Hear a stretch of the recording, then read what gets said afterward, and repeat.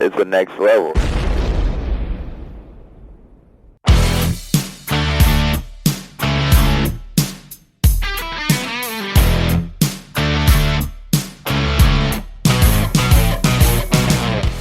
Hi, this is TJ Miller. Hey, this is Lucky Yates. Hey there, this is Jimmy Simpson. Hello, this is Brad Sherwood. Hi, this is Claire Coffey. This is Andy Daly. Hey there, this is Kevin Durant. Hi, I'm Chris Parnell. Hey, this is TJ Sainz. Hey all, this is David Hoffman.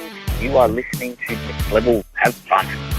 It's rare when I get the chance to have two guests here on the program at once, but today is one of those rare occurrences. My guests in the spotlight today are two actresses who have a new show on Amazon Prime called Certifiable, and they're here to talk about it. So please welcome to the spotlight Jennifer MK and Aimee Theresa.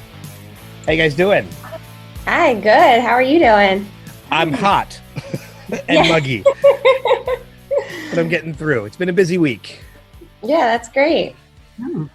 So we're really excited to be here. Thanks for having us. Yeah, it's not a problem. It's one of those rare occurrences too. Ordinarily, most of my guests call in through the phone, but I have the opportunity to talk to you guys through Zoom, which my audience can't see, but I can. So that's all that really matters.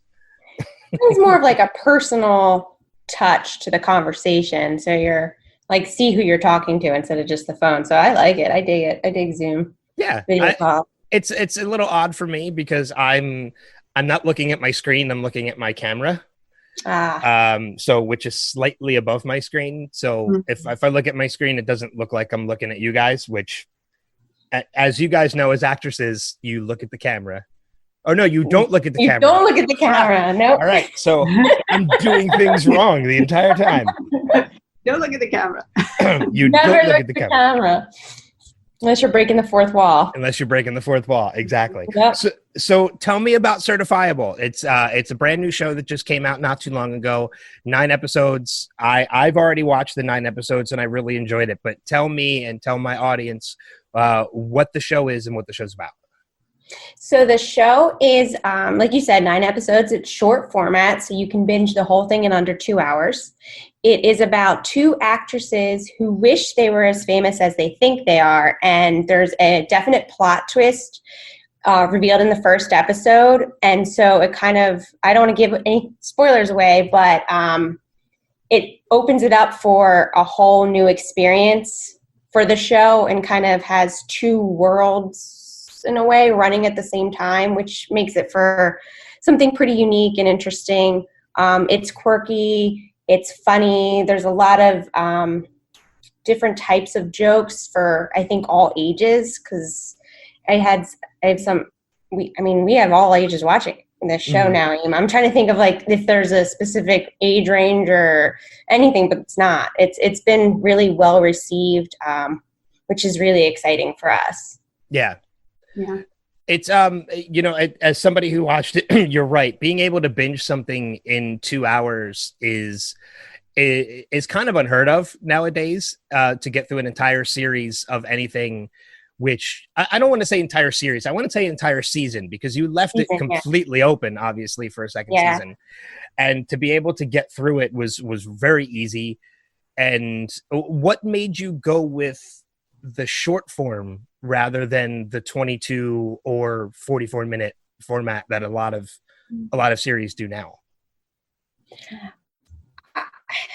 I'm trying to think of how we came across this. Like Aimee and I actually kind of developed the series together. But I think when I was actually writing it, it just clicked that the episode was done after the 13 pages. Like I wrote 13 pages. I'm like, well, that's the end of the episode. I felt like there wasn't enough for me to keep going and not ruin the flow of the episode. Like, I feel like the way that they're put together in the short format, it's like you just get just enough and you want more. So I didn't want to drag that out. I just liked the flow of it better. Yeah. So tell me individually, tell me a little bit about your characters, Lex and Gabby. Okay, I'll go first because that's what Lex would do. So Lex is kind of the leader of the 2 of them. they're best friends. They connected through working together on this series. They've known each other for years now. They both have are very focused on having these successful acting careers. They're obsessed with fame. But the weird part is she's bossy, she's sassy, she's kind of like the little chihuahua who will attack anyone who gets near Gabby or hurts any of her friends. She's very protective. And she's very self-centered. And the funniest thing about her character is she wants to be this famous actress and she thinks she's so famous already, but she also doesn't want the paparazzi to see her ever. So she's also scared of the paparazzi and constantly hiding from them and trying to get away from them, which is kind of counterintuitive to her wanting to be a famous actress. Wanting to be the center of attention. Yeah, right. Exactly. And she has a boyfriend, Nanner, and I think that pretty much rounds her up. She's very focused on their career, so throughout the season, she is insistent on finding a new manager to help them take them to the next level. Mm-hmm. And I'll pass this over to Gabby, Aimee. Yeah, so Gabby is definitely Lex's best friend. She really looks up to Lex and kind of sort of relies on her to make all of the major decisions. I think she is just as focused about being, I guess you could say, career-minded, but I don't necessarily know if she thinks that far in advance, that's her career. She just kind of likes the attention that she's getting and sort of thinks that that's, just a worthwhile pursuit. So, but she does kind of default to whatever Lex wants to do. She's kind of ditzy. I would say she's probably a little more ditzy of the two. But she also sometimes brings a voice of reason, which is a little bit bizarre because she is kind of an airhead. But it's usually, she just kind of, I think, really just wants to more so belong than anything else. So the fact that she's Lex's best friend, I think she's more into that fact than probably anything else. Okay. Yeah, it's, you mentioned when you were telling me about the series and such, as I said, I already watched it, and there is a plot twist that is revealed in that first episode. And I don't want to reveal what it is because it is a major spoiler, not just to that first episode, but to the remainder of the series. It's a plot twist that happens very early on. And I'm surprised because a lot of times, a lot of series, when they reveal those plot twists, they wait till the end of the season. That's the major cliffhanger going into the next season. But I feel after watching Certifiable, you did it in the right spot because it completely changes the tone of the series. You go into watching that first episode not knowing what to expect. And then as soon as you feel like you're getting a feel for what the show is going to become, you throw in this plot twist before the end of that first episode, and it completely changes your perspective on everything going into it. Where did you come up with the idea to put the plot twist in the beginning? Or did you just feel like that was naturally where it should have been from the start? So I actually had the idea all along for the plot twist. That was the concept of the show. And so when I originally wrote the show, as with a lot of my writing, for whatever reason, I wrote it as a short. And then we were all geared up to film the short 2016 or something like that. And it kind of just fell apart the day before production, which was a blessing, right? So I put this series on the shelf the short film on the shelf. And Aimee and I had always talked because, being in the Philadelphia film world, a lot of the movies that are written around here and filming around here are mostly based on a leading man and his storyline. And so Aimee and I have both really tried with our work to base it around leading women. And that's why we had even come up with this idea, because we were trying to do something where there was no leading man. I mean, there's a little love story in it, but that's a secondary story. So we wanted something that how do we sustain a storyline of these two women? How do we make it interesting? How do we keep it going? And I guess, sorry, I kind of got off track, but answer your question, it was a short film, and then we just wrote the rest of the series. So that reveal was always happened in the first episode. Okay. And I think that for me, it was a lot of fun because once you reveal that, the possibilities for Gabby and Lex are completely endless. Like we're talking season 2 and 3 because we're going to do at least 3 seasons. So we're already talking about all these. Like imagine the shenanigans that could really happen with the scenario that we've set up now. We could do anything we want. So it's really exciting. Yeah, you mentioned there's a little bit of a love story involved in the show between 2 characters, and I don't want to reveal too much because it obviously it gives away the plot twist to the show. But I just want to say that there's something that's revealed about that relationship, or at least one of the characters in that relationship. Oh, okay. Yeah. That completely. It's only ever revealed once. It's early on, but it never leaves your mind throughout the run of the rest of the series. Right. It's always there in the back of your mind, and it kind of, once you have that there, once you've planted that seed and it sits there, there's so many gags that it creates out of simple scenes. Yep. It's a scene that you would think there's nothing to it. It's just a simple scene. But when you remember that part of it, it completely takes it to another level. And I pride you on that, on the writing for both of you, because that's something that's not really done much. And that was a lot of fun to have that as you go through and you progress and you watch.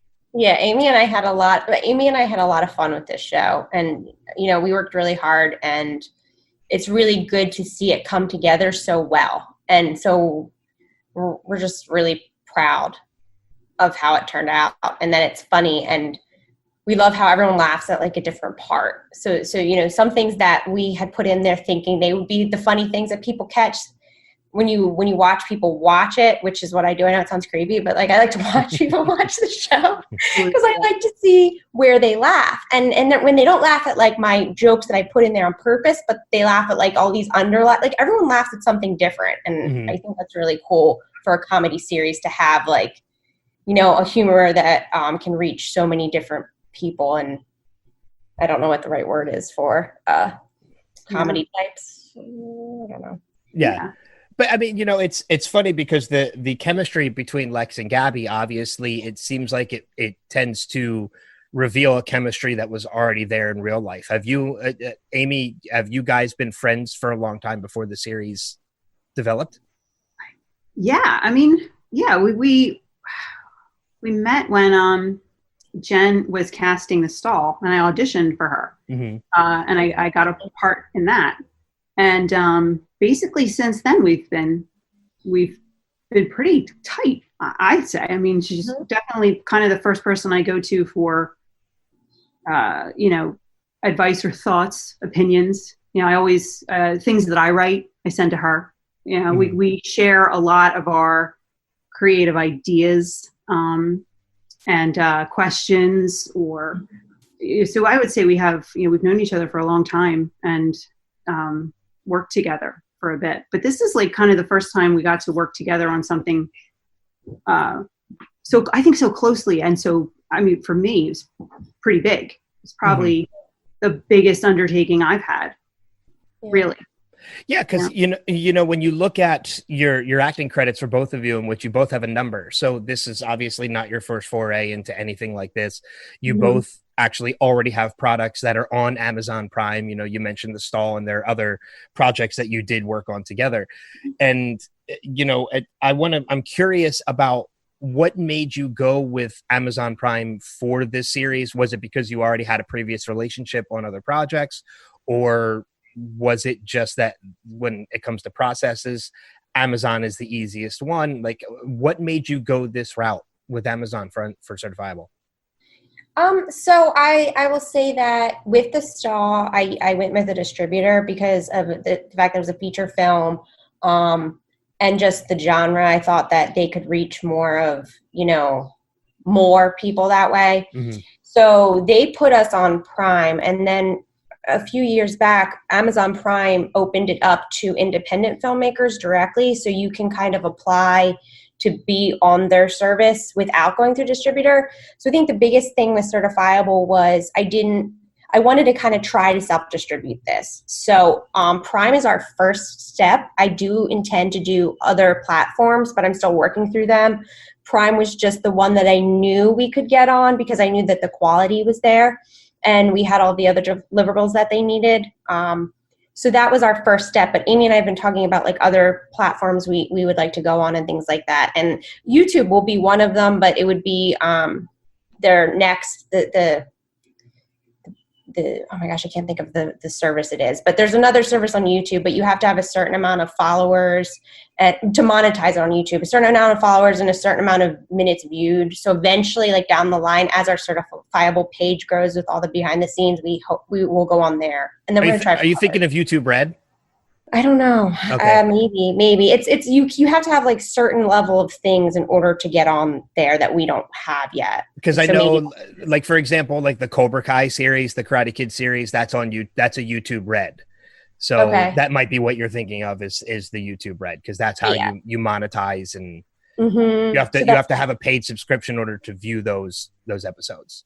Yeah. So I think we're not there yet as far as like growth, because like we're doing this we're very scrappy, like workaholics. And so we're really trying to do this, you know, we both built our careers ourselves and we both like gotten the recognition in you know, the independent film scene on our own. So like we're going to kind of continuing that with Certifiable by really just like pushing it as far like as we can.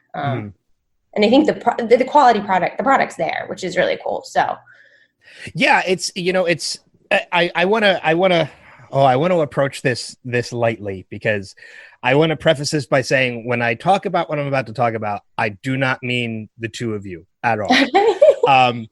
We were, obviously you both are very heavy into the Philadelphia filmmakers, you know, society, like everybody who's a filmmaker in Philadelphia. I've dated people in that circle. I've been in that circle myself for a short period of time. I've even made a film in that circle, or helped to make a film in that circle. So we all know a lot of the same people in the Philadelphia film industry. And there are, what really makes me laugh about Certifiable is, you know, when you mentioned Lex and how she's kind of in her own head, she thinks she's bigger, more popular than she really is. You know, it made me laugh watching this, because there are definitely a number of people in the Philadelphia film industry that are those kind of people. You know, there are people who create projects, and more power to them. Like I love people that are exploring their creativity and they're making films, they're making shows, but it's the same actors in all of them. Like it's just friends helping friends make other products, and then you never see those products again. It's like, it's just products that are on their own shelves, and everybody goes through that. Like the movie that I made, I will never watch again because it's horrible. It's absolutely horrible. It's a zombie film that it's a whole nother story. I'll tell you another time. But I will never watch it. But you know, when you watch these films, you can tell there's a certain amount of, okay, homemade, they put their love into it, but the quality's not quite there. And this was the point I was getting towards. Certifiable, when you watch it, it feels like it's professionally done. The quality is there, the camera work is there, that, you know, it's HD, like it's there. And that speaks volumes about something like this coming from independent filmmakers like yourself, to view something like that and see the element of quality that went into it.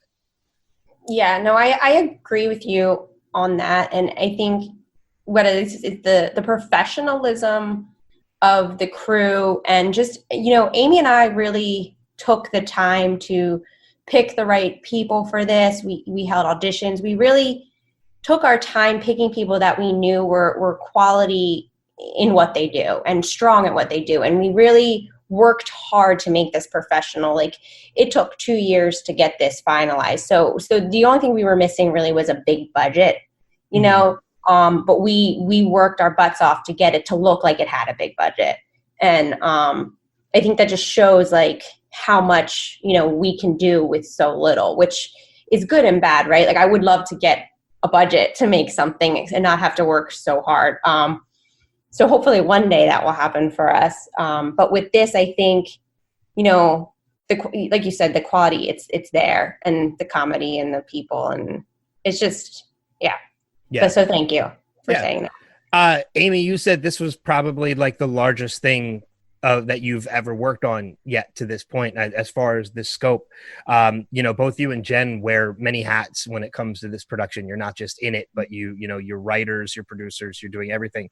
What were some of the challenges that you found yourself going in, tackling a project this big and having to wear, you know, that many hats as you're doing it?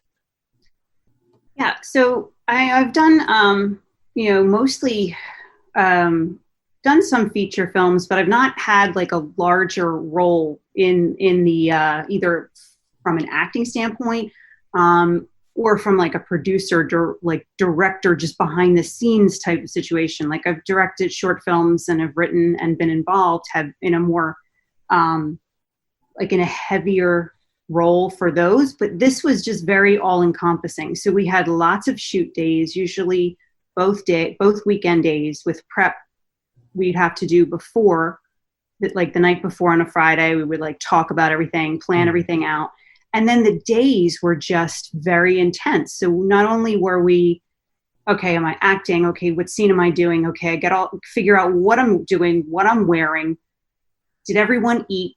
Have we gotten everybody where they need to be? You know, it was just a very large undertaking to be actor, producer, just like everything, moving stuff, making sure everybody was, I mean, and we had, but just because we didn't have a lot of help, we had a pretty small crew. So a lot of times, like Jen and I were just running around in these like ball gowns trying to make other things happen. And it was really intense. It was just very intense. Ushering actors in and out in our ball gowns, setting up food in our ball gowns, sometimes adjusting a light in our ball gowns. Like it just was kind of comical. Honestly. Yeah, I totally get where you're coming from with that. I mean, again, going back to the zombie film that I helped make, it was the same thing. You know, it was very grassroots. It was very low budget. You know, so you had, in addition to the DP, the director, myself, you know, helping move actors around, moving things around. You had people in zombie makeup moving things around. You had the leads who were all bloodied up from killing zombies, moving things around. So I know exactly what you're talking about, having, you know, many roles. But, you know, so that's what makes these independent productions work, is people need to have, they need to have many roles in order to make them work. Like you can't be selfish and say like, you can't be Lex and say, I'm the star, I'm not going to do anything. You know, that's, and that's the big dynamic between yourselves and the characters that you play, is that your characters would have never stepped up to do any of this work to make this production happen. No. And it's funny playing nor would they know how. Yeah, exactly. Oh, that's funny. Yeah, exactly. And we were really organized. I think that also helps. So everything that we had the schedule months in advance. We had the schedule down to like a second. Like every minute was planned out. Aimee really helped me with that, because like I would just throw things at her. I'd be like, hey, Aim, can you take care of this for me? Like, you know, we had this one location with an older gentleman who ran the location, and he was, you know, not really computer savvy, not really, just up there in the years. So he was a little difficult to deal with. So I was like, Aimee, can you just take that piece? Cause like I could, you know, and she gladly would take like just these chunks. Like she handled breakfast every morning. She helped me, you know, with the props, and she like, it was really helpful for us both to be so organized and in control and like really working together. Like this is the first project that I really had a producing partner and it made like worlds of difference. Like I can't even say how great it was. And I think that's why it also worked for us as like the lead actresses too, because like we just had this partnership behind the scenes, off the scenes, completely as friends, and then on screen. So it really just worked really well. Yeah. For a 9-episode short form series, how long did the production take? Not, and I don't mean like the writing and pre-production, but how long did the actual shoot of the film take? Sorry, I'm stumbling over my own damn words. Yeah, how long did the shoot take? We started. It was 9 or 10 days, I think, right? I think it might have been 10. We started filming in March 2018. Yeah. And our last shoot day was like May 5th or 6th. Yep. And we basically did almost every other weekend. Mm-hmm. We would do the whole weekend. And it was like, it was really a 9 to 5, which is unheard of for independent films. It's because I'm a crazy scheduler. Like, I mean, there's really no other way to say what my schedules look like. But yeah, so we were on time except for the last day. The last day was our longest day, and it was madness. Well, those are usually the days that you have to make sure everything gets done. So those last days are usually they always turn out to be the longest and most hectic, because you, as a content creator, you want to make sure everything is done. So you're constantly running over your lists time and time again to make sure, did we get everything? Was this done right? So yeah, that's how those last days can take. We actually filmed the intro on the last day, and because it's just us walking down the hall, and I think I had left 2 hours or something for it. And then Aim, how long do you think it took us to finally film that thing?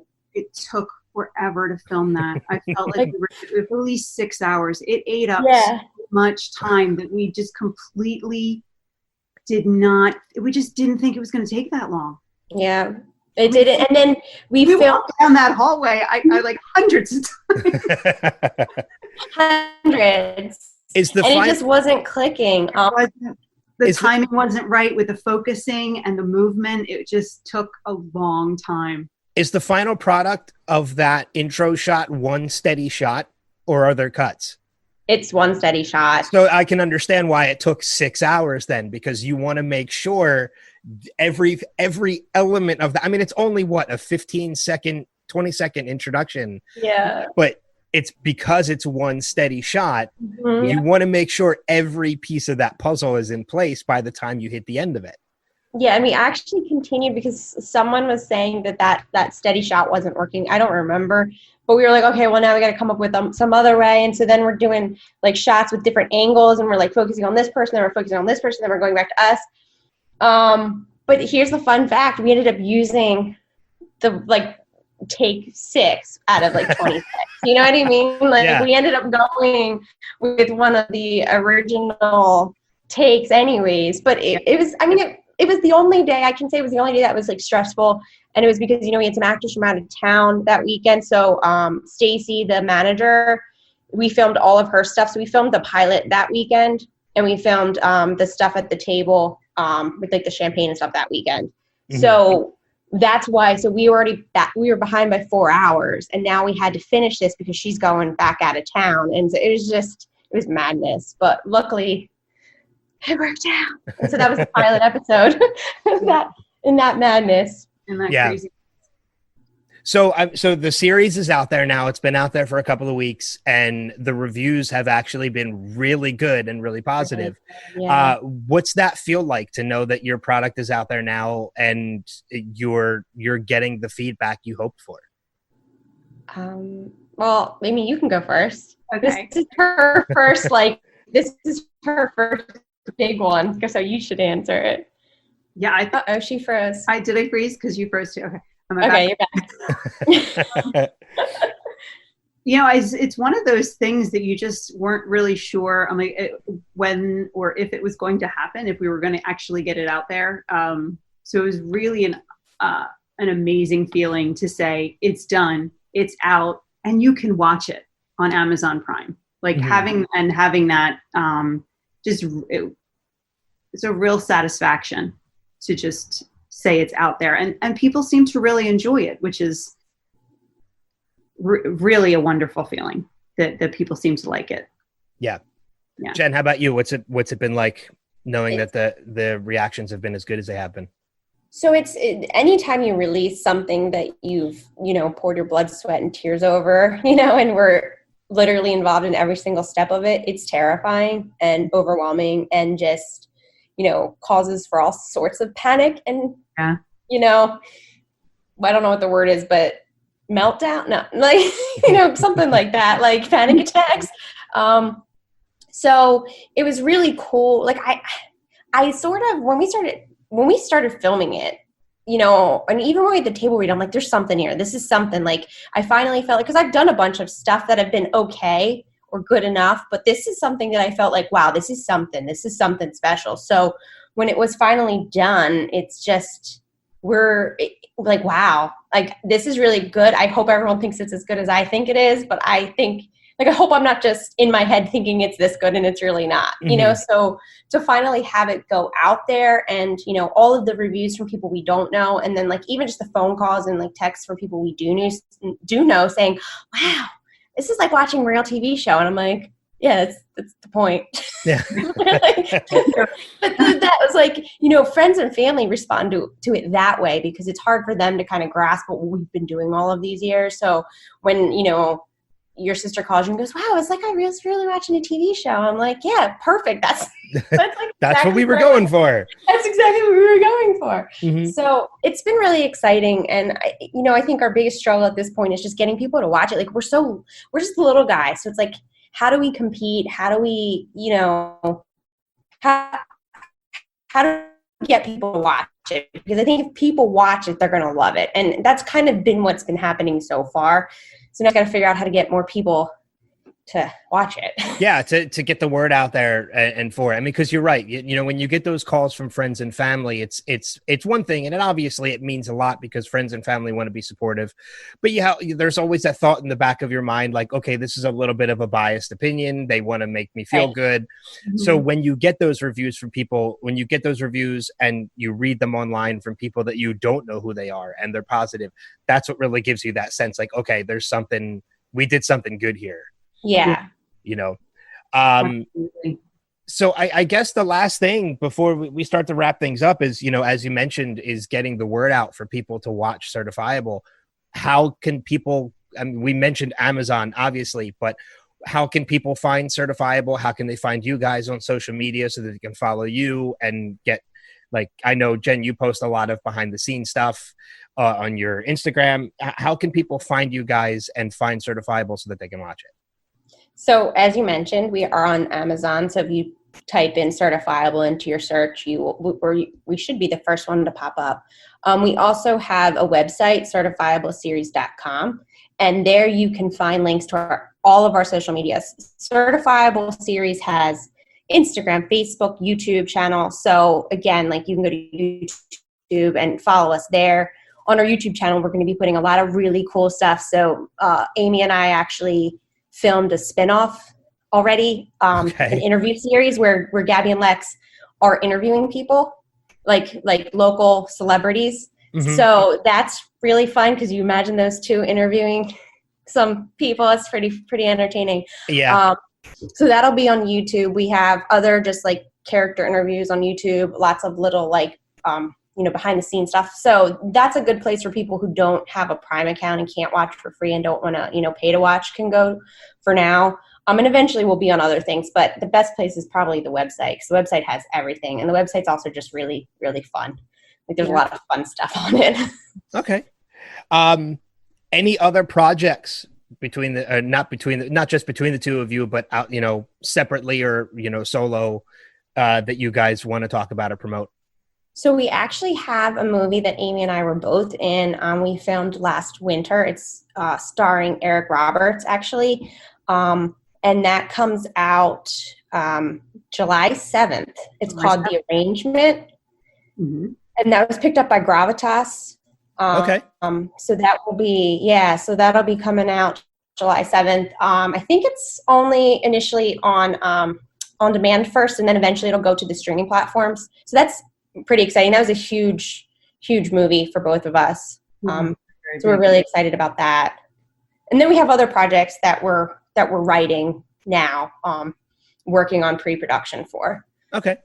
And obviously plans in the works for Certifiable seasons 2 and season 3. Right. So, I mean, yes, ideally, someone will see it and be like, hey, we want you to be on our network. Here's some money. Go make the rest of the seasons. If that doesn't happen, then we're going to independently produce the next 2 seasons just because we have to finish the story. It left off at a pretty compelling, cliffhanger. So we're ready to go into 2 more seasons. And there's just so much Gabby and Lex can do and get into that the possibilities are endless. So we're really excited about exploring those possibilities. Okay. We want to have some fun with that. Yeah. Yeah. I can only imagine the fun that you guys could have with it, especially after watching, again, I watched all 9 episodes. It was a lot of fun. So I highly recommend it to anybody who's listening right now. Go to check it out on Amazon Prime. And yeah, just enjoy it because it's a lot of fun. So any final words from either one of you before we wrap this thing up? Just go check out our show, Certifiable series. We'd love to hear what you think. We'd love to have you follow us on social media. We appreciate you watching and the support so much. Aimee, anything from you? No, basically just thank you very much for having us today. And if anyone gets a chance to watch Certifiable series, we'd love to hear what you think. So thank you. Yeah, no problem. All right, everybody, make sure you check out certifiableseries.com for all the links to everything that you need. Check out Certifiable on Amazon Prime. And until next time, we'll see you guys on another episode of The Spotlight.